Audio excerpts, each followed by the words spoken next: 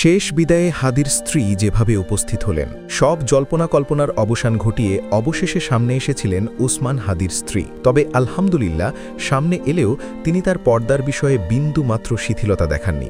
শেষবার প্রিয় স্বামীকে দেখতে মর্গে উপস্থিত হলেও কেউ তার কোনো ছবি বা ভিডিও ধারণ করতে পারেনি। মর্গে প্রবেশের সময়ই তার সামনে বিশেষ পর্দার ব্যবস্থা করা হয়।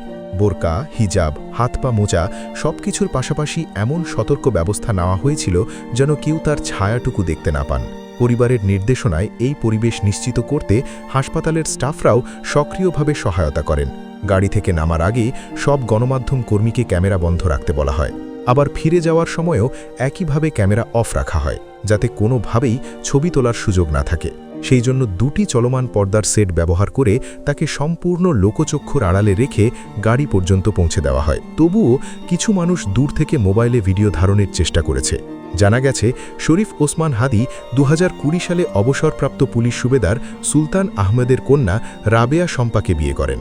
2024 সালের 21শে ফেব্রুয়ারি তাদের ঘরে জন্ম নেয় এক পুত্র সন্তান। হাদি ব্যাপক পরিচিতি থাকা সত্ত্বেও তার স্ত্রীকে কখনো প্রকাশ্যে দেখা যায়নি বা পরিবারের বাইরে কেউ তাকে চেনে না। এতেই বোঝা যায় তিনি কতটা ধার্মিক ও পর্দানশীল নারী। মৃত্যুর সঙ্গে পাঞ্জা লড়া স্বামীর পাশে তার স্ত্রীকে কোথাও দেখা না যাওয়ায় অনেকে প্রশ্ন তুলেছিলেন কেন তিনি ক্যামেরার সামনে আসছেন না। পরে জানা যায় তিনি এমন একজন নারী যিনি কোনো পরিস্থিতিতেই পর্দা ভাঙতে রাজি নন। জীবনের সবচেয়ে প্রিয় মানুষকে হারিয়ে তিনি গভীর শোকে আচ্ছন্ন।